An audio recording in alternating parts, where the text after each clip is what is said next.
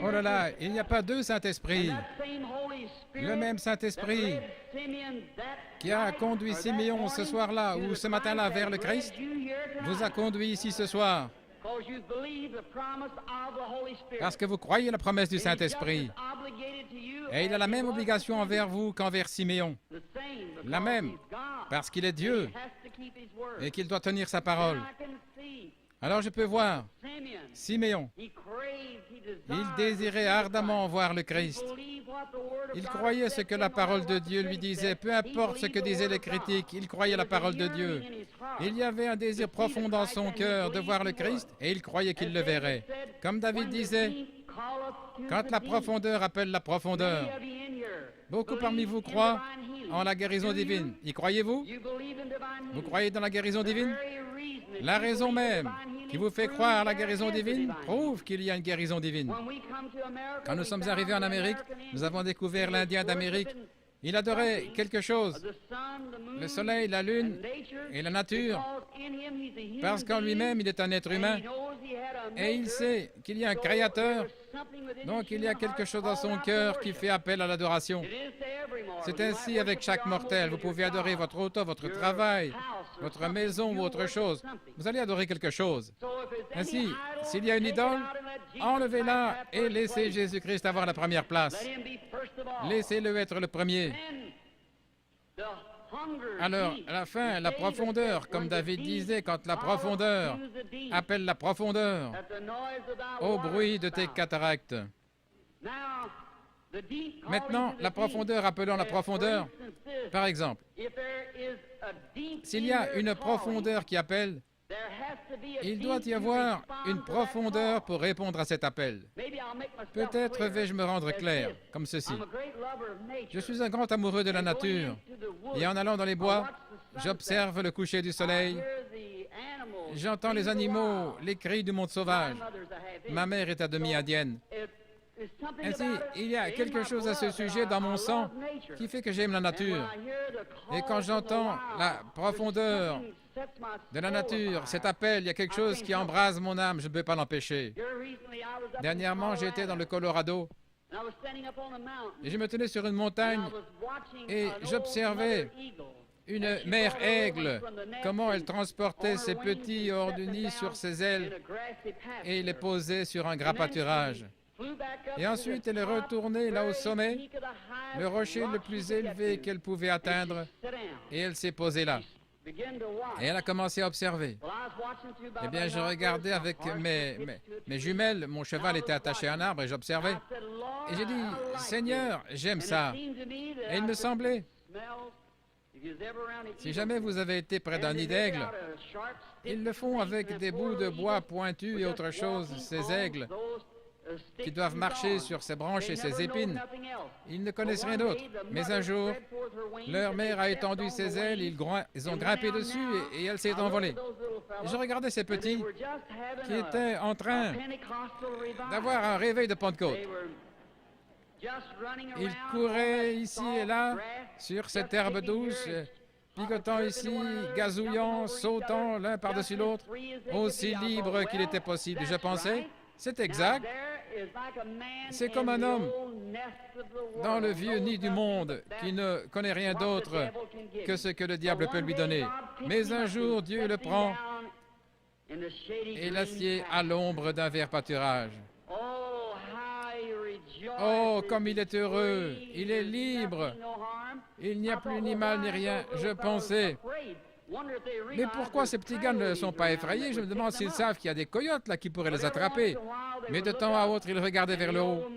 Et ils voyaient là leur vieille maman qui les surveillait. Je pensais, que Dieu soit loué. C'est exact. Il m'a sorti du nid du monde. Et il a grimpé les remparts de la gloire. Il s'est assis sur la hauteur, surveillant son héritage, pour s'assurer qu'aucun mal ne lui arrivait. Je pensais que si un coyote venait à se diriger vers l'un de ces petits aigles, elle le grifferait à mort. Et je pensais, c'est vrai. Si Satan venait à poursuivre un croyant, il se retrouverait en face de Jésus-Christ. Après un moment, elle a tourné sa belle tête majestueuse en observant, elle était perchée sur le plus haut rocher qu'elle pouvait trouver, afin de tout voir. Ses yeux perçants d'aigle observaient. Et au bout d'un moment, je l'ai vu lever la tête, et à travers mes jumelles, je l'ai vu lever la tête et regarder autour d'elle. Elle humait l'air, je pensais, qu'est-ce que c'est? Venant du nord, un orage s'approchait. Le tonnerre grondait. Elle poussa un cri perçant et s'élança dans le vide. Elle étendit ses grandes ailes et se posa sur la verte prairie. Alors, chacun des petits aigles sautait rapidement sur son dos. Peut-être avait-il été instruit avant de quitter le nid. Ils plantèrent leurs petites pattes dans ses plumes et enfouirent leur bec accroché autour d'une plume. Et elle s'envola avec cette bande de petits aigles sur les ailes, et elle vola droit dans ce vent qui soufflait à 80 km/h pour aller se poser dans la fente du rocher. Je pleurais comme un bébé. Je pensais, un jour glorieux, lorsque ce réveil sera terminé, il viendra de la gloire, il étendra ses grandes ailes puissantes, et les petits aigles s'accrocheront avec leur bec dans ses plumes, et ils s'envoleront dans la gloire avec lui. La profondeur, qui appelle la profondeur. Si la profondeur appelle, il y a une profondeur pour répondre. Autrement dit, avant qu'il y ait un arbre sur la terre, il devait d'abord y avoir une terre pour qu'il puisse pousser. Dieu n'a pas créé la terre pour l'arbre pour la terre, mais la terre pour l'arbre. Il a créé la terre et puis il a commandé de produire l'arbre. Et la terre a appelé jusqu'à ce que l'arbre pousse. Avant qu'il y ait une nageoire sur le dos d'un poisson, il n'y avait pas d'eau pour qu'il puisse y nager. La raison pour laquelle il a une nageoire, c'est parce qu'il y a de l'eau pour qu'il puisse y nager. Tout ce que nous avons est pour un but, pour une raison. Ici, il n'y a pas longtemps, je lisais qu'un petit garçon mangeait la gomme des crayons. Il mangeait tout le caoutchouc qu'il pouvait trouver. Il a même mangé la pédale d'une bicyclette. On ignorait ce qui n'allait pas avec ce petit enfant. Alors on l'a emmené à l'hôpital pour un examen médical, à la clinique, et après l'avoir examiné, on a découvert que son petit corps avait besoin de soufre. Et il y a du soufre dans le caoutchouc, et il mangeait le caoutchouc pour avoir du soufre. Alors voilà, saisissez. S'il y avait quelque chose en lui qui réclamait du soufre, il devait y avoir du soufre quelque part pour répondre avant qu'il puisse le réclamer. Voyez-vous ce que je veux dire? Et quand la profondeur appelle la profondeur, avant qu'il puisse y avoir un appel de la profondeur, il doit y avoir une profondeur pour répondre. Alors aussi sûr, peut-être vous étiez des pécheurs il y a quelques années, peut-être que vous étiez dans une église formaliste qui ne croyait pas au baptême du Saint-Esprit, mais vous avez entendu le message. Il y avait quelque chose en vous qui réclamait plus de Dieu. Vous avez peut-être vécu dans un état justifié devant Dieu, mais vous vouliez le baptême de l'Esprit et vous en aviez faim. La raison même pour laquelle il y a un Saint-Esprit, c'est parce que vous avez faim. Vous ne l'auriez jamais désiré s'il n'y avait pas en vous quelque chose qui le réclamait. Voyez-vous ce que je veux dire? Alors la raison pour laquelle vous êtes ici ce soir, c'est parce que vous croyez en la guérison divine. Et si ce n'était même pas parlé dans la Bible et que vous croyez en la guérison divine, il doit y avoir une fontaine ouverte quelque part où vous n'en auriez jamais eu le désir. Si vous avez le désir d'être guéri par Dieu, il y a un Dieu pour vous guérir, c'est vrai. Parce que la profondeur appelle la profondeur. C'était comme ça avec Siméon. Il savait qu'un Christ devait venir et il savait que Dieu lui avait promis qu'il le verrait avant de mourir. Remarquez, comme Siméon fut conduit, n'est-ce pas étrange? Au moment où Jésus entra en scène, Siméon fut conduit par le Saint-Esprit directement à Christ, par le Saint-Esprit qui lui avait donné la promesse. Et le Saint-Esprit qui donne la promesse de la guérison divine vous a conduit ici ce soir, directement vers la fontaine qui est ouverte ce soir, pour quiconque le désire, maintenant même. C'est le même Saint-Esprit qui vous conduit et qui conduit les fils de Dieu qui croient la promesse de Dieu. Voyez-vous ce que je veux dire? Chacun d'entre vous, fils et filles de Dieu, vous êtes conduits ici parce que vous croyez la promesse de Dieu. Oh, quand j'y pense! Alors, je pense à cette femme qui se tenait dans un coin, cette vieille femme. C'était Anne. Elle était une prophétesse qui attendait la venue du Seigneur. Dieu était dans l'obligation de lui montrer le Christ. Alors le Saint-Esprit s'est déplacé sur Anne et je peux voir cette vieille prophétesse aveugle marchant là dans le bâtiment, aveugle, mais conduite par le Saint-Esprit, se frayant un passage à travers les gens, passant près de cette rangée de femmes, puis s'arrêtant exactement devant la fontaine, car elle était conduite par le Saint-Esprit. Oui, il est ici ce soir. Il est ressuscité des morts. Il vous a donné la promesse. Le Saint-Esprit vous a réunis. Si vous n'étiez pas ici ce soir, si le Saint-Esprit ne vous avait pas conduit ici, vous seriez quelque part dans le monde. Mais vous êtes ici, dans cette salle étouffante, parce que vous vous attendez à voir Jésus-Christ entrer en scène et confirmer sa parole. L'expectative. Si vous venez ici seulement pour trouver quelque chose à critiquer, le diable vous montrera certainement beaucoup de choses à critiquer. Il le fera. Vous recevez ce que vous attendez. Certains disent, eh bien, si je ne reçois pas dans la ligne de prière, si je ne vois pas quelque chose comme ça, alors je croirai. Vous obtiendrez ce que vous attendez. Je m'attends ce soir à voir le Saint-Esprit venir et se manifester lui-même en puissance, déversant sa gloire dans le bâtiment, beaucoup recevant le baptême du Saint-Esprit, les pécheurs pleurant, pensant au calvaire, les malades guéris, toutes sortes de signes et de miracles, parce que Jésus-Christ l'a promis. Et je crois sa promesse. Prions. Père céleste, comme ta parole est la vérité, confirme ta parole avec des signes et des miracles de Jésus ressuscité. Nous savons que lorsqu'il était sur la terre, il ne prétendait pas être une personne importante. Il affirmait simplement que tu lui montrais par des visions ce qu'il devait faire. Il connaissait les pensées des gens et leur situation. Il savait qu'une femme qui avait une perte de sang avait touché son vêtement. Elle était là, debout, et elle avait vu qu'elle ne pouvait pas se cacher parce que Jésus la regardait. Il savait. Il a dit, ta foi t'a sauvé. Père, nous savons qu'il est ici ce soir parce qu'il l'a promis. Et notre confiance est ancrée en lui. Dans sa parole, nous sommes sûrs de l'avoir vu dans la manifestation de sa glorieuse résurrection ici sur la terre, agissant parmi son peuple dans son Église. Et Seigneur, laisse-nous être aujourd'hui ceux qui transmettent la lumière de cet âge. Lorsque le grand drame sera placé à la fin de la route, que chacun d'entre nous viendra devant toi, que le grand écran sera déroulé et que nos vies dans cette génération seront rappelées devant toi. Ô Dieu, laisse-moi entendre ma voix criant contre l'iniquité et demandant aux gens de croire en Jésus, ton Fils. Bénis les gens ici ce soir qui doivent supporter cette chaleur. Et je prie que tu leur donnes une bénédiction spéciale, que les puissances apaisantes du Saint-Esprit détachent leurs pensées de cette chose, Seigneur. Et Seigneur, sanctifie maintenant ton serviteur pour cette réunion.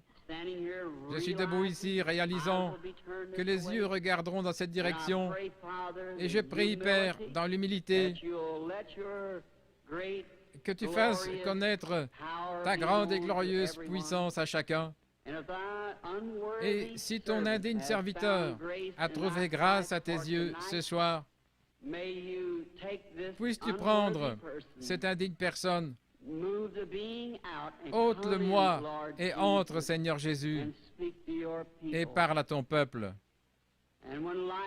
Et quand la vie sera arrêtée sur la terre, et que la dernière prière aura été prononcée, les batailles toutes terminées, les fumées dissipées, les armes déposées, les Bibles fermées, nous monterons dans ta maison. À l'aube d'un grand matin éternel, lumineux et beau,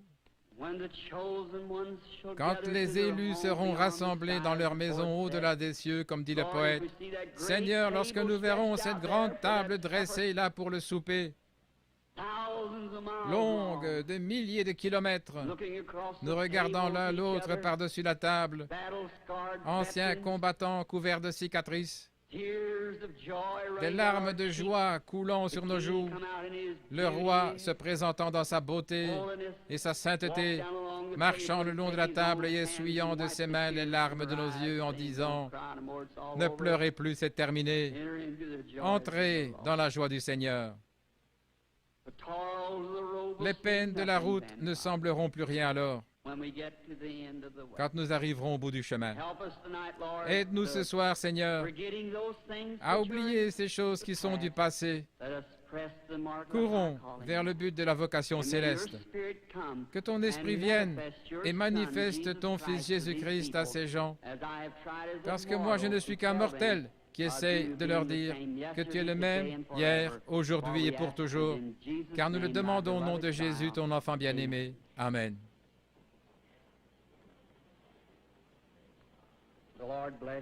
Que Dieu vous bénisse. Et ce soir, juste avant le service de guérison, excusez-moi d'être un bébé, mais il y a quelque chose qui fait battre mon cœur quand je parle de lui. Je me souviens quand au commencement,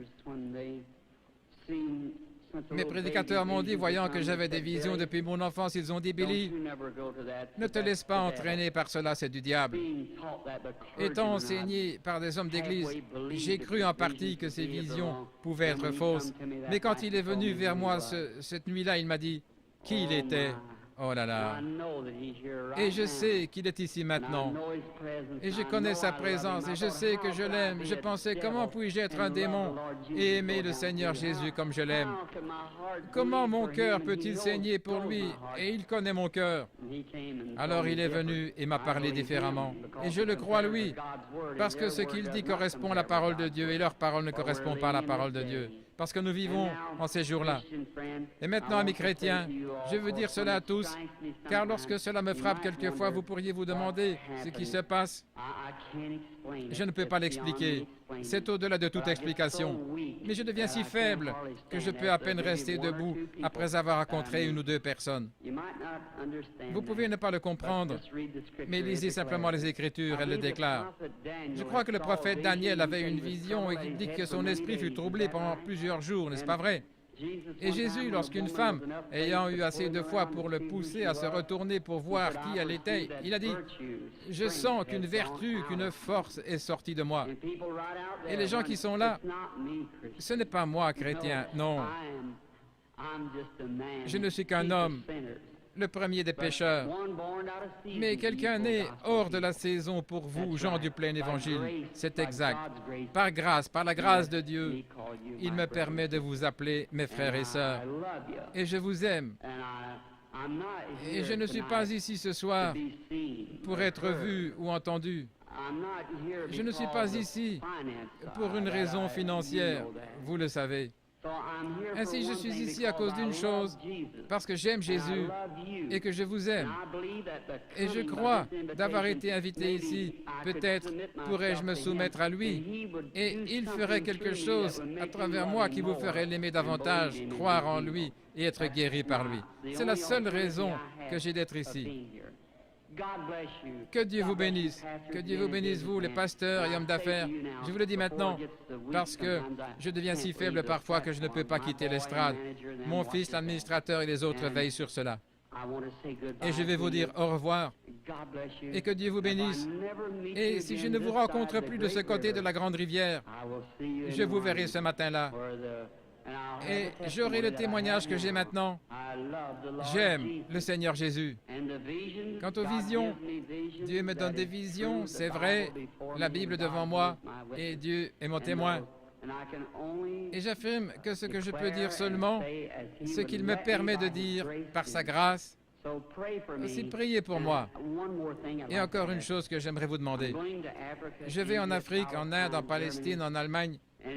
Souvenez-vous de ces pays, de ce qu'ils étaient. Ne pensez pas que les docteurs sorciers et tous ces gens possédés de toutes sortes de démons vous défient sur le terrain. Et vous avez avantage à savoir de quoi vous parlez. C'est juste. Et quand les vents souffleront chauds et violents, et qu'il y aura de la persécution, alors je me souviendrai qu'à Washington, D.C., quelqu'un prie pour moi. Me le promettez-vous? Si vous le voulez, levez la main. Merci. Que Dieu vous bénisse. Merci beaucoup. Maintenant, je crois qu'hier soir, ils ont donné 100 cartes de prière hier soir. Et je crois que ce numéro était, que cette lettre était Y. Et je crois que j'ai appelé les 15 premiers hier soir. Je pense que c'est juste, n'est-ce pas les frères? Les 15 premières cartes ont été distribuées. Maintenant, nous voulons en appeler d'autres. Et peut-être, si la foi grandit ce soir, peut-être pourrons-nous recevoir 2 ou 3 groupes. Sinon, je demande à chaque personne, combien y a-t-il de personnes ici qui n'ont pas de carte de prière et qui désirent être guéris par Dieu ce soir? Levez simplement la main, ceux qui n'ont pas de carte de prière. Eh bien, c'est difficile à dire. Ça en est plein partout. Je vais vous demander quelque chose.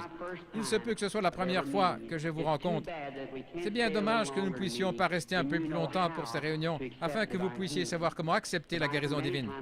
Bien des fois, quand les gens sont guéris, une grosseur est un démon. Chaque maladie vient du diable. Dieu ne met pas la maladie sur ses enfants. C'est le diable qui fait ça. Et si Satan chasse Satan, vous dites, le diable guérit aussi. Mais Jésus a dit qu'il ne le peut pas. Il a dit, si Satan chasse Satan, son royaume est divisé. Ainsi, il ne peut pas le faire. Seul Dieu peut guérir. La médecine, les médecins ne prétendent pas guérir. Les frères Maillot font partie des plus hautes personnalités. Ils ont dit, nous ne prétendons pas guérir, nous prétendons seulement assister la nature. Il n'y a qu'un seul guérisseur et c'est Dieu.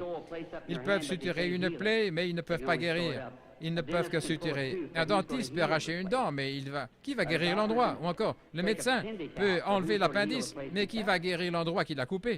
C'est Dieu. La médecine ne peut pas fabriquer de tissus. La médecine n'est qu'une aide. Dieu est le guérisseur. Le médecin peut remettre votre bras en place, mais lorsqu'il l'a fait, vous n'en sortez pas guéri. Le médecin fait sa part, ce qu'on lui a enseigné et ce qu'il sait. Il remettra votre bras en place, mais il laisse Dieu le guérir. C'est vrai. Toute guérison vient de Dieu. Ainsi, maintenant, croyez en lui. Et quelquefois, la vie sort de ses grosseurs, c'est le démon. Alors, ces grosseurs meurent. Si la vie sort de vous, bien sûr, vous allez mourir. La vie s'en va de vous, mais le corps est toujours là. Il se contracte. S'il y a notre pompe funèbre ici, il sait que le corps humain ou n'importe quelle chair, lorsque la vie est partie, ça se contracte. Observez un animal. Quand il se fait tuer sur la route, ou l'un de vous, chasseurs, si vous tuez un animal, ou un boucher, un bœuf, vous le mettiez sur la balance, et puis le lendemain, vous le pesez de nouveau, et vous voyez combien de kilos il pèse en moins. Laissez-le 2 ou 3 jours, et voyez combien de kilos il pèse en plus. Pour ce qui est d'une grosseur, quand elle meurt, le démon sort d'elle comme pour une tumeur, un cancer, une cataracte, et ainsi de suite. Quand le démon en sort, ce qui est une vie, chaque personne ici provient d'un petit germe. Et les cellules commencent à se développer, et ces cellules-là vont dans celle-là selon la nature de la vie qui était en elle et qui fait l'homme. La cellule qui est dans le chien fait le chien, pour l'oiseau c'est l'oiseau. Chacune selon sa nature, chaque fois. Mais maintenant, un démon, ce qui est une grosseur, et il n'est pas obligé de devenir une grosseur. Il commence à développer des cellules, par exemple le cancer. Il commence à développer des cellules et il devient de plus en plus gros. Maintenant, il a une vie. Et cela est en train de vivre tout comme vous qui avez vécu et vous êtes développé dans le ventre de votre mère. La même chose, vous vous êtes développé. Mais quand cette vie-là est dans votre vie, c'est une vie différente. Vous avez reçu la vie pour vivre, mais cela, c'est une vie de mort. Ou plutôt, un esprit de mort, pardonnez-moi. Et c'est la mort.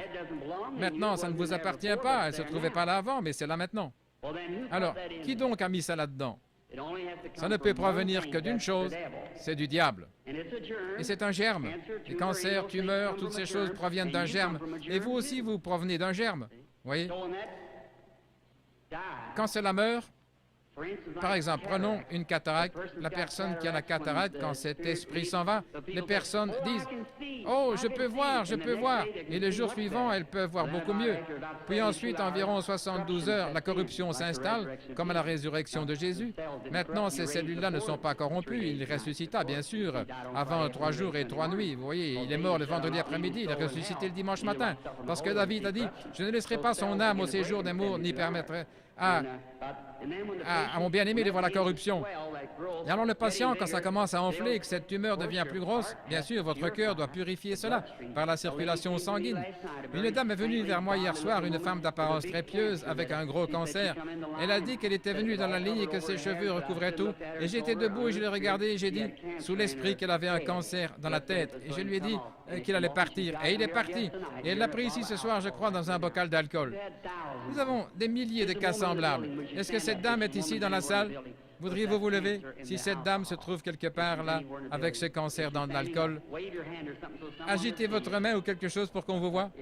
Oui, voilà la dame là, avec ce cancer. Je l'ai vu se tenir sur l'estrade. C'est juste devenu blanc et c'est tombé juste là sur l'estrade. Oui, eh bien ça c'est un miracle. Habituellement, lorsque la grosseur est morte, la vie sort d'elle, mais la grosseur ne peut pas se détacher, elle est à l'intérieur. Et dans ce cas, bien sûr, elle va rester là pendant quelques jours et commencer à enfler, comme ici sur la chair, les cellules commencent à se développer. Puis vous devenez vraiment malade avec de la fièvre, bien sûr, c'est une infection. Et le cœur pompe le sang et purifie le corps. Et il y a un gros morceau de chair qui est détaché de votre corps. Le patient devient très malade. Alors ils disent: oh, je me suis senti si bien sur l'estrade, et c'est là pendant un jour ou deux, mais je crois que j'ai perdu ma guérison. Eh bien, frères, sœurs, c'est le meilleur signe du monde que vous avez votre guérison. Et alors vous commencez à devenir incrédule, et aussi sûr que votre foi lui a ôté la vie, votre incrédulité la ramènera de nouveau. Voyez? Oui, elle la ressuscitera. Souvenez-vous que Jésus a dit, lorsque le mauvais esprit a quitté un homme, il marche dans les endroits déserts, et ensuite il revient avec 7 autres esprits. Est-ce vrai? Alors, laissez l'homme bon de la maison, la foi, se tenir là, sans tenir compte de ce que vous éprouvez. Ce n'est pas ce que vous sentez, mais ce que vous croyez. Jésus a dit, il n'a jamais dit est-ce que tu as senti, mais plutôt, est-ce que tu as cru? Que Dieu vous bénisse. Je crois qu'il y a eu 100 cartes de prière qui ont été distribuées hier soir. Nous n'avons pas eu tous. Prenons les 15 dernières ce soir pour essayer. Qui a la carte 85? Qui a la carte 85? Voulez-vous lever la main si quelqu'un ici ou quelqu'un en arrière qui a la carte 85? Très bien. 86. Qui a la carte 86? 87? Puis-je voir quelqu'un avec la carte de prière 87, s'il vous plaît? Voulez-vous vous lever? 87. Voyez, si quelqu'un ne peut pas se lever, peut-être sont-ils sur un brancard ou ils sont sourds et ils pensent « personne ne m'aide ». J'en reçois le retour de flamme dans mon bureau. Ils disent « j'étais là et vous avez seulement dit de là et de là et de là et personne ne m'a aidé ». Peut-être était-il sourd. Regardez, nous avons 85, 86, 87. Regardez sur la carte de votre voisin, il est peut-être sourd, il ne peut pas entendre. 87? Merci, sœur. 88, qui a le 88? La carte 88, est-elle dans la salle? 89? La carte de prière 89? Pouvez-vous vous lever? 89? Y a-t-il quelqu'un pour le 89? 90? 90? Crois seulement. Maintenant, chacun d'entre vous ici, si vous voulez seulement faire ce qu'il vous dit de faire, peu importe ce qu'il vous dit de faire, faites-le. Faites seulement ce qu'il vous dit. Bien, je suis votre frère, et je ne suis qu'un homme. Maintenant, s'il veut venir et prendre cette pauvre carcasse et la bénir assez pour laisser son Saint-Esprit agir au travers d'elle, alors vous verrez Jésus-Christ se déplacer dans cet auditoire. Peu importe de quelle façon il veut se confirmer ici, si vous ne croyez pas en moi, il ne peut rien faire pour vous. N'est-ce pas vrai? Peu importe s'il était là debout à mon côté, assez visible pour que vous puissiez le voir. Mais si vous ne me croyez pas, je ne pourrai rien faire pour vous. Mais mes paroles seront exactement ce qu'il a dit dans les Écritures. Et je prierai de tout mon cœur que Dieu vous aide, parce qu'il y a probablement ici des mères et des pères, entre autres, qui sont malades, affligés, nécessiteux. Et je demanderai à Dieu de vous aider au mieux de ma connaissance. Très bien. Alignez-vous ici à droite. Maintenant, courbons tous la tête un instant. Père bienveillant, nous te prions au nom de ton Fils Jésus. Puisse le Saint-Esprit venir maintenant et manifester les œuvres de Jésus-Christ. Bénis ces gens partout et fais qu'ils soient tous en bonne santé. Guéris-les, donne-leur la santé et le bonheur. Et maintenant, Père, pour faire cela, tu connais la fragilité de ton serviteur. Et je ne sais que dire ou que faire. Et maintenant, j'ai fait tout ceci à ton commandement. Et je crois que tu seras ici ce soir pour bénir et aider ces gens. Et Père, si tu voulais seulement laisser le Saint-Esprit venir vers ton serviteur et nous révéler ces choses, ce que nous devrions faire et comment nous devrions les faire, alors nous serons tous heureux et pleins de joie. Et cet auditoire croira en toi d'un seul cœur et d'un même accord. Et Père, je te demande ceci en tant que ton serviteur. Ne laisse pas une seule personne faible quitter cette salle ce soir. Que chacun reparte bien et en bonne santé et réjoui. Fais-le, veux-tu, Père? Je t'en prie avec la grâce dans mon cœur et la foi dans le nom de Jésus-Christ. Amen. Maintenant, bien souvent, y a-t-il quelqu'un à ses projecteurs qui puisse les déplacer? Quelquefois, le Saint-Esprit vient. Beaucoup d'entre vous ont vu la photo. Si jamais je reviens, je vous en apporterai quelques-unes. Comme Frère Moore le disait ce soir, il a été pris plusieurs fois. Et dans les livres, je pense que vous tous les avez. J'en avais seulement 2 caisses. J'espère que vous les appréciez vraiment. Si vous regardez l'intérieur, vous verrez une autre photo montrant où elle s'est arrêtée. Le photographe d'un quotidien a pris celle-là à Camden, dans l'Arkansas, mais elle ne fut pas authentifiée comme celle de l'American Association. Il l'a prise et ensuite elle devient authentique.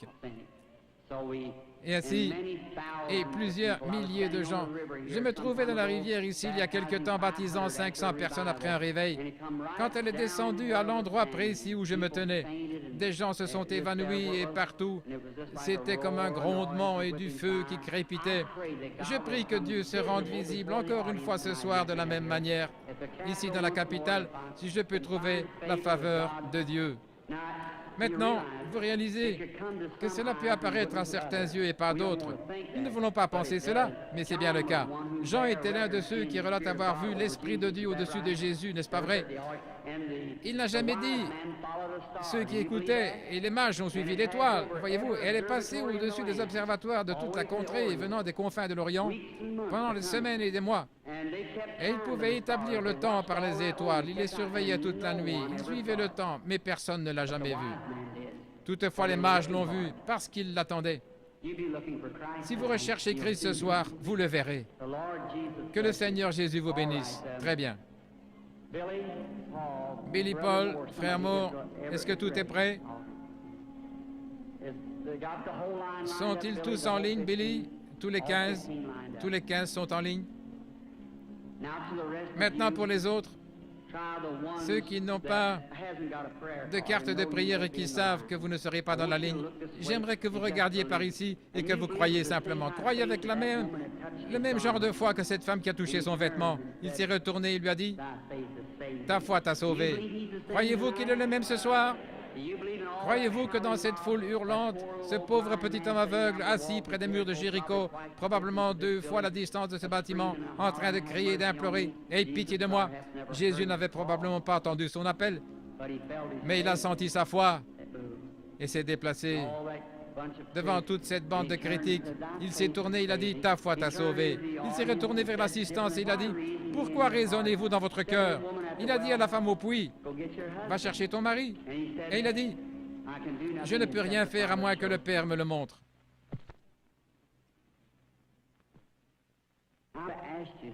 Je vais vous demander une chose.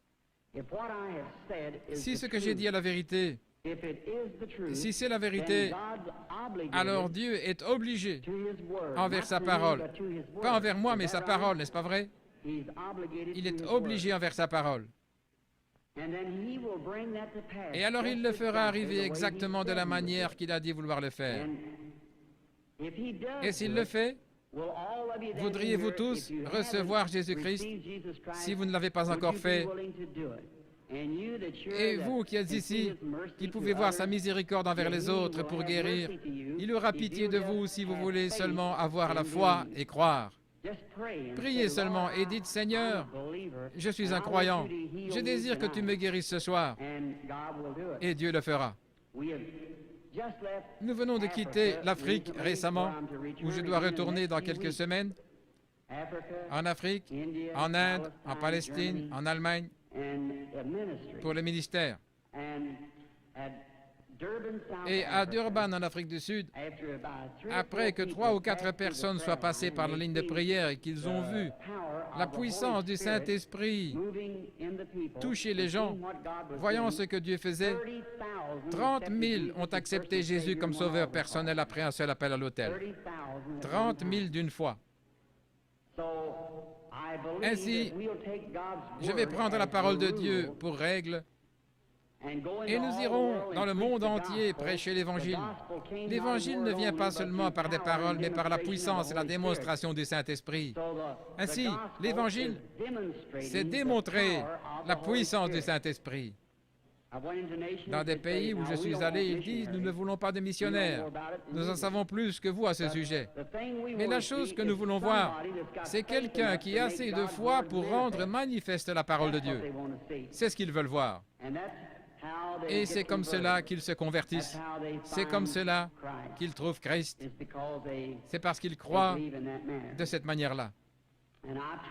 Et je fais confiance à Dieu de tout mon cœur qu'il y en aura beaucoup, beaucoup ici ce soir qui trouveront Christ le même pour leur cœur.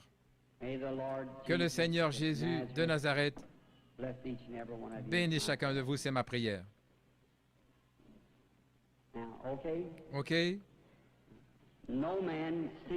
Ce n'est jamais l'homme qui cherche Dieu, mais c'est Dieu qui cherche l'homme. Jamais aucun homme n'a cherché Dieu dans le monde entier. C'est Dieu qui cherche l'homme. Quand au début l'homme a chuté dans le jardin d'Éden, cela a montré les tendances de l'homme. L'homme s'est caché, c'est Dieu qui a cherché l'homme. Jésus a dit, « Aucun homme ne peut venir à moins que mon Père ne l'attire. » Il doit être attiré par le Père premièrement. Et j'aimerais vous expliquer quelque chose. Le fait d'avoir une vision. Combien de personnes ici ont-elles jamais eu un songe? Je pense que les 2/3, vous avez eu des... Il est vrai que beaucoup de gens ne rêvent pas. C'est votre subconscient. Ici se trouve votre première conscience et là se trouve votre subconscient. C'est sur votre subconscient que j'essaie d'agir par le Saint-Esprit. Quant à cette première conscience, je pourrais demander à cet homme, à n'importe qui ici, « Croyez-vous cela? » « Oh oui, monsieur, vous le croyez ici. Mais qu'en est-il de cet homme là-bas? C'est lui qui fait marcher le bateau, ce n'est pas l'homme au poste de pilotage, c'est l'homme là, à la salle des machines. Quelquefois, quand vous vous endormez, vous pénétrez dans ce subconscient et vous rêvez. Et vous rêvez de choses que vous avez faites quand vous étiez ici. Puis, quand vous vous réveillez, vous vous souvenez des choses que vous avez rêvées. Vous qui rêvez, les rêves que vous avez faits il y a plusieurs années, vous vous en souvenez encore. Eh bien, il y avait une partie de vous quelque part, n'est-ce pas? Sans cela, vous ne vous en souviendriez pas. Quelque chose que vous a rêvé il y a plusieurs années. Quand l'homme dort profondément, son subconscient est bien loin, il ne pourrait jamais l'atteindre. Mais pour un voyant, son subconscient n'est pas loin. Il n'est pas ici non plus. Il est juste ici. Il ne s'endort pas. Il a les yeux ouverts et il voit simplement. Dieu donne à cet homme un lieu où il peut dormir profondément et ne pas rêver. Dieu a donné à l'homme la manière de rêver. Si je disais, fais un rêve, vous ne pourriez pas le faire. Alors, Dieu place dans l'Église certains, des apôtres, des prophètes, des dons de guérison, n'est-ce pas vrai? Ils sont tous pour le perfectionnement de l'Église. Paul a dit, s'il entre et que tous vous parliez en langue et qu'un incrédule entre, ne dira-t-il pas que vous êtes tous fous? Mais si quelqu'un prophétise et révèle les secrets du cœur, Ne tomberont-ils pas sur leur face disant « Vraiment Dieu est avec vous » N'est-ce pas vrai? Est-ce que c'est l'Évangile? Eh bien, n'était-ce pas Jésus-Christ hier? Ne l'est-il pas aujourd'hui? Vous pouvez croire en lui en parlant en langue. Vous pouvez croire en lui par le Saint-Esprit.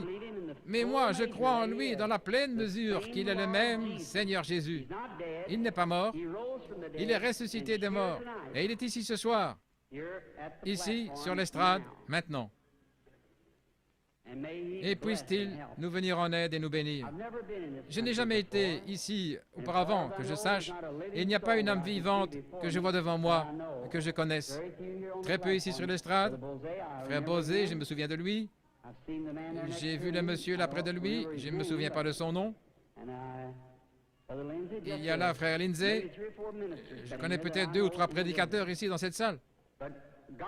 Mais Dieu vous connaît tous, n'est-ce pas vrai? Il vous connaît tous. Maintenant, voici cette dame debout ici. Dieu dans le ciel, Dieu sait que je ne l'ai jamais vue de ma vie. Sommes-nous étrangers l'un à l'autre, madame? Nous sommes parfaitement inconnus. Mais Dieu la connaît. Si Jésus est le même hier, aujourd'hui, éternellement, changeons le tableau maintenant et voyons ce qu'il était hier lorsqu'il cherchait à découvrir quelque chose concernant une femme. Il a dit « Apporte-moi à boire ». Elle a dit « Eh bien, ce n'est pas l'habitude que ça se passe entre les Juifs et le reste des Samaritains. » Mais Jésus lui parla quelques instants. Il trouvait exactement quel était son problème, n'est-ce pas vrai? Si Jésus est ressuscité des morts et qu'il habite en nous ce soir, encore un peu de temps, et le monde ne me verra plus, cependant vous me verrez, parce que c'est un pronom personnel, je serai avec vous et même en vous jusqu'à la fin du monde. C'est la vérité de l'Évangile. Vous ne pouvez pas l'avoir lu ou pensé ainsi, mais c'est ainsi que c'est écrit dans la Bible. Votre théologie peut avoir dévié quelque part, mais c'est de cette manière que c'est écrit dans la Bible. Je serai avec vous et même en vous jusqu'à la fin du monde. Maintenant, vous savez que j'attends quelque chose, c'est vrai. C'est l'ange du Seigneur. C'est la vérité. Je suis totalement impuissant comme chacun de vous. Je suis ici. Et peut-être qu'il y a des critiques ici. Combien ont déjà vu sa photo dans mes réunions? Vous avez vu l'endroit où l'homme de science a pris sa photo, cette grande lumière. Vous pouvez la voir. Oui, beaucoup d'entre vous. Des milliers de copies de celle-ci ont été vendues. Les studios Douglas à Houston, au Texas, la possède George J. Lacey, l'un des meilleurs qui soit dans la recherche en Amérique, l'a prise et a examiné pour voir s'il n'y avait pas une double exposition ou quelque chose d'autre. Mais c'est Jésus-Christ confirmant qu'il est le même hier, aujourd'hui et éternellement. Maintenant, bien sûr, je l'attends. S'il va m'aider ce soir, je ne sais pas.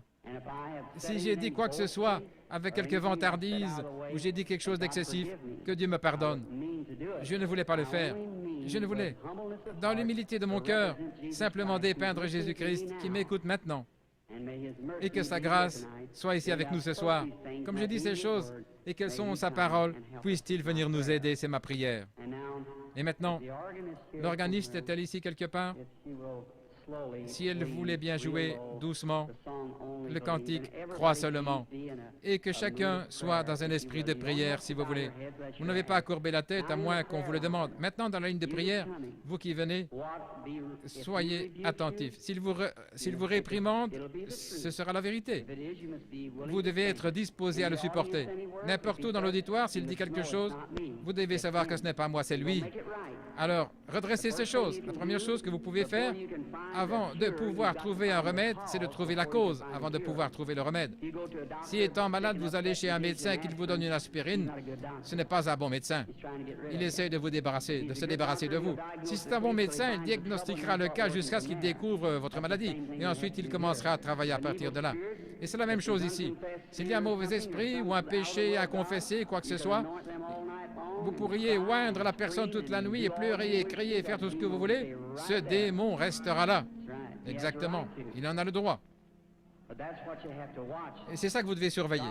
Si Dieu a mis une malédiction sur quelqu'un pour quelque chose, alors vous venez et vous l'ôtez. Vous aurez des ennuis comme Moïse en a eu. C'est vrai. Il est ici, le Saint-Esprit. Maintenant, au nom de Jésus-Christ, le Fils de Dieu, je prends chaque personne ici sous mon contrôle pour la gloire de Dieu. Je désire vous parler une minute, sœur. Vous êtes consciente que quelque chose est en train d'arriver, bien sûr, voyez. Cela vient d'arriver. Si c'est vrai, faites-le savoir aux gens en levant la main. C'est juste. C'est sa présence. C'est ça, voyez-vous. Je vous suis inconnu, je ne vous ai jamais vu de ma vie. Si le Saint-Esprit dont j'ai parlé, si Jésus-Christ est le même hier, aujourd'hui, éternellement, et si j'ai vraiment témoigné de cela aux gens, et déclaré cela comme étant la vérité, et il est le même, alors il me révélera quelque chose à votre sujet qui vous aidera à croire en lui. Si vous êtes ici, je ne sais pas quel est votre besoin, mais lui, il le sait. Si Dieu le permet, voudriez-vous accepter votre guérison ou ce que vous voudrez, que ce soit de l'argent ou la chose que vous êtes venu demander, ou alors pour des troubles familiaux, quoi que ce soit? Il le sait. Il peut me le faire savoir, n'est-ce pas?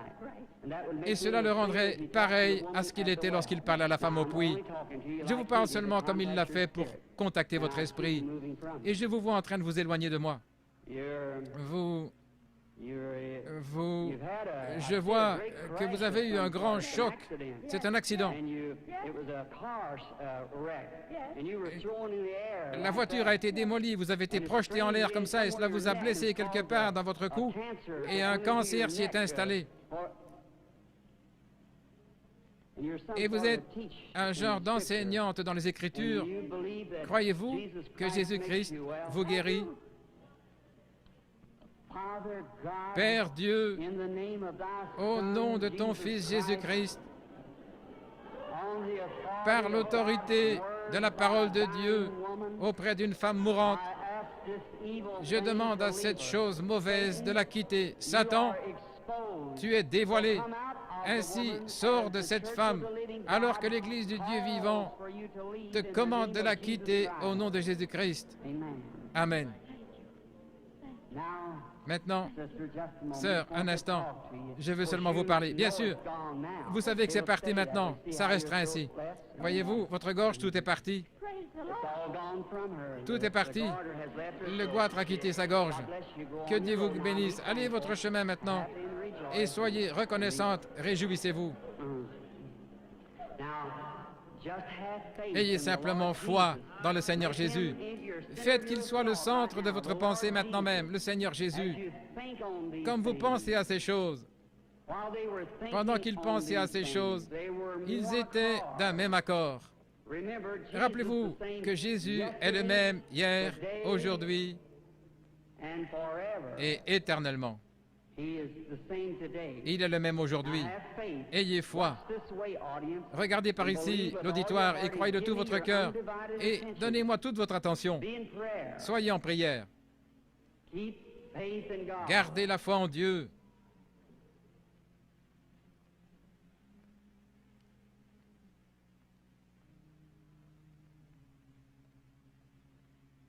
Maintenant, je crois que c'est la dame. Est-ce que c'est la patiente?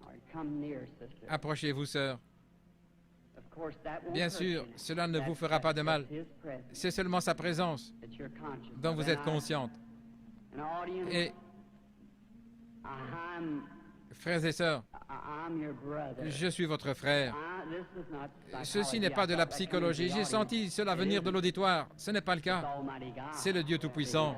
Voyez? Ce n'est pas de la psychologie, non. Maintenant, ne faites pas ça. Pensez seulement que c'est le Seigneur Jésus. Voyez-vous, d'un même accord. Maintenant, sœur, je désire seulement vous parler un petit instant.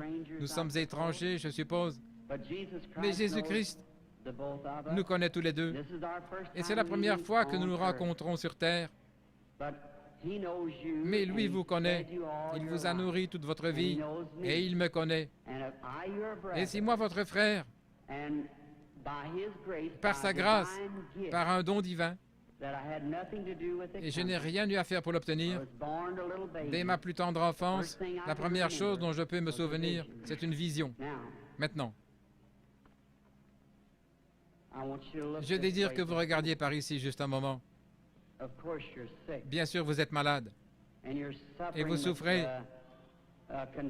Il y a un esprit de ténèbres autour de vous, c'est la mort. Et c'est sous la forme d'un cancer. Et ce cancer est localisé dans le sein. Et vous avez été examiné par quelqu'un de fort et vous avez une hernie. Et cette hernie se trouve dans les intestins. Et vous avez aussi un problème à l'estomac. Et vous souffrez sérieusement du cœur, ce qui vous cause des évanouissements. Il y a quelques jours, vous étiez assise de côté sur le bord de votre lit et vous êtes presque évanouie en regardant par la fenêtre.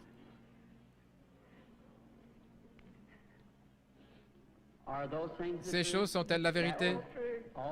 Entièrement vraies. Eh bien, quoi que ce soit, cela vous a quitté. Qui connaissait votre vie? Était-ce Jésus-Christ? L'acceptez-vous ainsi? Merci. Vous êtes bien disposé. Vous savez que quelque chose de surnaturel est ici. Et si seulement vous croyez que c'est le Seigneur Jésus, comme je vous l'ai prêché, selon la parole, et vous croyez que c'est le Seigneur Jésus, je sais qu'il y a encore un esprit de ténèbres au-dessus de vous maintenant. C'est quelque chose de très sérieux. Je vois votre nom est Eva et votre nom de famille est York et vous habitez dans cette ville et le numéro de votre maison est le 613 de la 6e rue. Allez chez vous pour être guéri. Que Dieu vous bénisse. Allez, réjouissez-vous et soyez heureuses. Ayez seulement foi.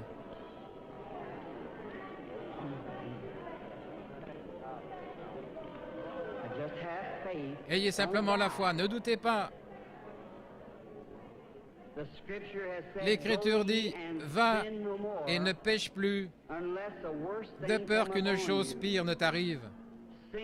Le péché, c'est l'incrédulité. Le péché, ce n'est pas boire, fumer ou jouer à des jeux d'argent, ce sont les attributs du péché. Vous faites cela parce que vous ne croyez pas. Jésus a dit, va et ne pêche plus, ne sois plus incrédule, sinon quelque chose de pire va t'arriver. Ayez foi en Dieu. Croyez en lui de tout votre cœur.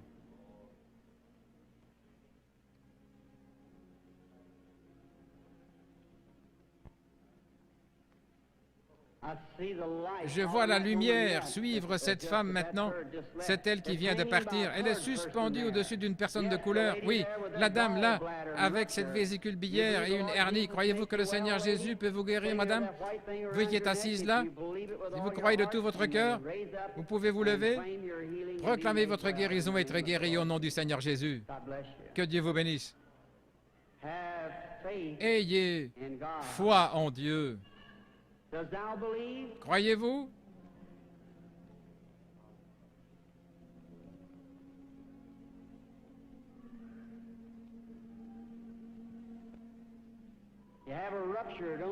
Vous avez une hernie, vous, monsieur, assis là, n'est-ce pas vrai? Vous étiez en train de prier. Seigneur, fais que cet homme me parle juste. Si c'est juste, levez la main. Tenez-vous debout. Votre foi vous a guéri, frère. Rentrez chez vous. Jésus-Christ vous guérit. C'est le même Seigneur Jésus. Vous n'avez pas besoin d'être ici en haut. Vous avez besoin d'avoir la foi. Croyez seulement Dieu de tout votre cœur et vous aurez ce que vous demandez. Jésus-Christ vous l'accordera si seulement vous croyez. Mais vous devez avoir la foi. Vous devez le croire de tout votre cœur. Et Dieu fera en sorte que cela s'accomplisse. Le patient, excusez-moi, monsieur. Croyez-vous de tout votre cœur? Vous croyez? Vous êtes seulement un peu excité par la présence de cet être qui se tient ici maintenant. Et je crois que vous êtes de l'extérieur. Vous venez d'une capitale, de Richmond, en Virginie. Vous avez un cancer.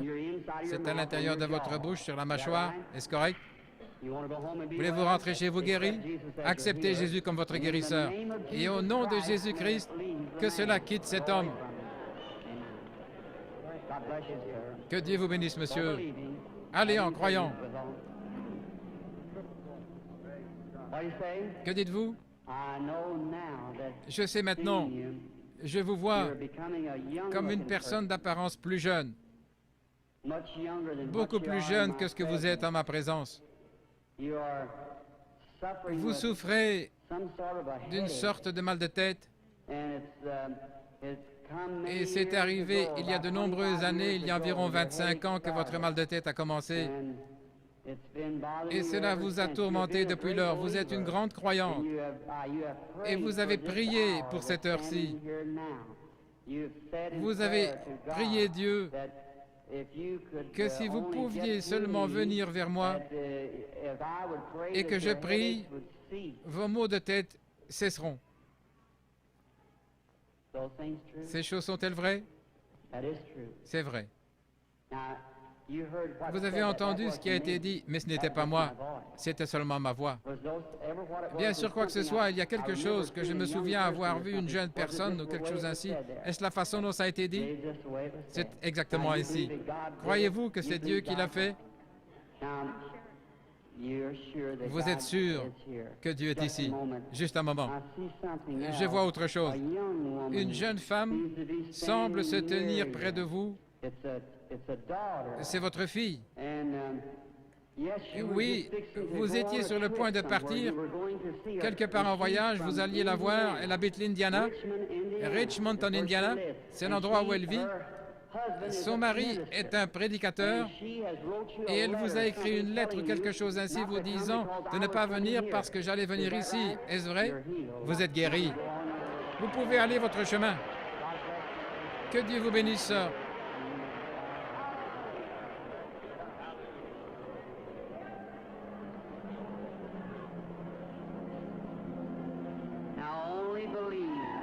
Crois seulement, ayez foi en Dieu.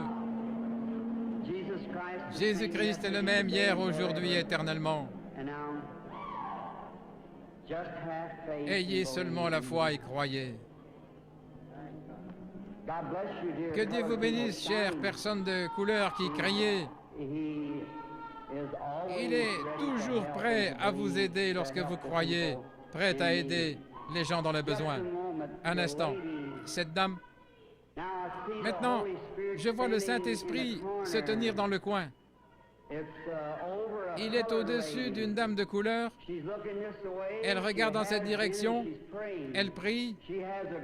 Elle a une grosseur. Et cette tumeur est dans sa gorge. Elle a levé la main. Acceptez-vous votre guérison, madame? La dame assise juste derrière vous, elle aussi, elle a une tumeur et c'est dans son épaule. Est-ce vrai, madame? Levez-vous toutes les deux dames là avec cette tumeur, les deux dames de couleur. Jésus-Christ vous guérit toutes les deux. Vous pouvez rentrer chez vous et être guéris. Votre foi vous a guéri. Que Dieu vous bénisse. Ayez foi en Dieu. Ne soyez pas incrédules, mais croyez que toutes choses sont possibles à ceux qui croient. Amen.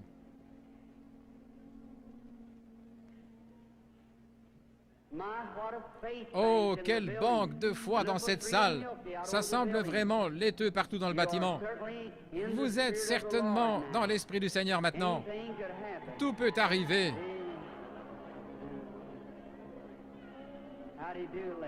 Comment allez-vous, madame? Croyez-vous que je suis le prophète de Dieu? Je veux dire qu'un prophète est un prédicateur. Vous ne pensez pas que je sois de l'ennemi. Vous croyez que je suis de Dieu. Est-ce de cette manière que vous l'acceptez? Eh bien, alors je peux vous aider. Parce qu'il m'a dit que si j'obtenais des gens qui me croient, et si j'étais sincère quand je prie, que rien ne résisterait à la prière. Et ce n'est pas moi qui aide, c'est Dieu qui guérit.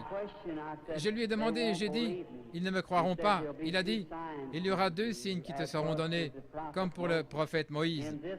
En ceci, les gens croiront. Et l'un de ces signes était de révéler aux gens les secrets de leur cœur. Vous n'êtes pas ici pour vous-même. Bien que vous soyez nerveuse et éreintée, mais cela est dû à la maladie de cet enfant. Cet enfant ici souffre. Cela a été déclaré par les médecins comme étant sans espoir. C'est la leucémie. N'est-ce pas vrai? Vous avez amené l'enfant de l'extérieur de la ville. Vous avez voyagé de l'ouest vers l'est pour venir ici. Vous venez d'un État qui a des montagnes. C'est la Pennsylvanie. Et votre ville, je crois, est Chambersburg. Est-ce vrai? Amenez-moi l'enfant. Petite sœur, si le Seigneur Jésus était ici, il poserait ses mains sur toi. La mort te quitterait et tu vivrais. Crois-tu que je suis son serviteur?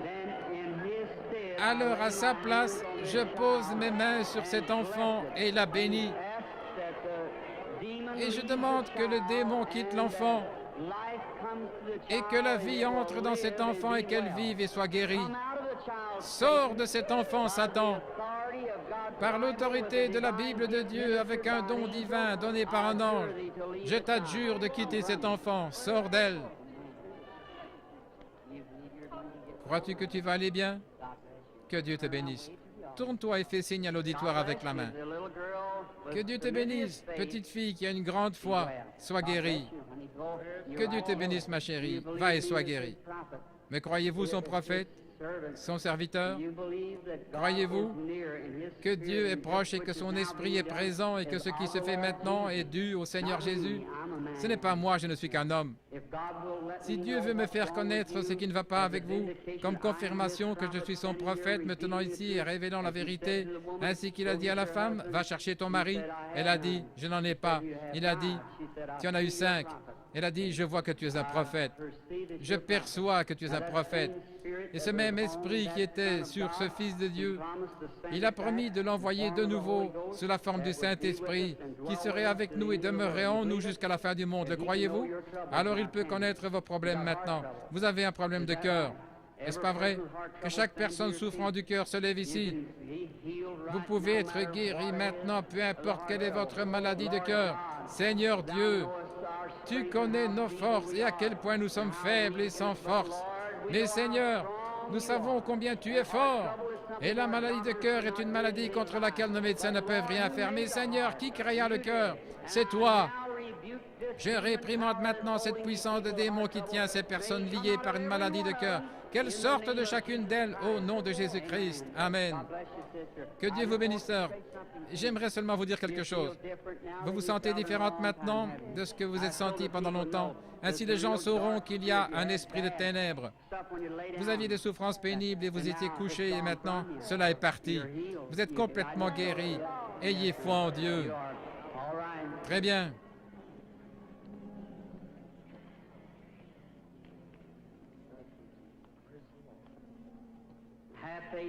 Ayez foi en Dieu, croyez. Chacun d'un même accord, ayez foi. Comment allez-vous, monsieur? Très bien, nous sommes étrangers l'un à l'autre, mais le Seigneur Jésus nous connaît tous les deux, n'est-ce pas vrai? Dieu dans les cieux qui créa les cieux et la terre, qui habite en Jésus-Christ, a promis de revenir à nouveau en nous. Et ce qu'il a fait, nous le ferons aussi. Croyez-vous que je suis son prophète?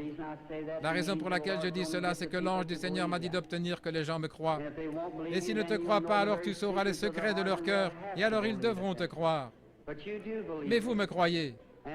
Et en plus, la raison pour laquelle vous me croyez, c'est que vous êtes vous-même un prédicateur de l'Évangile et vous êtes ici pour une bonne raison. Vous n'êtes pas malade, vous avez un besoin et vous voulez un réveil à l'ancienne mode dans votre Église. Chacun de nous, nous voulons cela. Levons-nous tous pour un réveil à l'ancienne mode. Dieu Tout-Puissant, qui a créé les cieux et la terre, je demande maintenant que toute puissance du démon soit brisée dans cette salle, que la puissance de Jésus-Christ soit rendue manifeste. Seigneur, nous ne sommes pas vaincus. Satan, je t'adjure, au nom du Seigneur Jésus-Christ, sors de ces gens. Levez-vous de vos fauteuils roulants, vous qui êtes estropiés. Donnez-lui la louange, chacun de vous.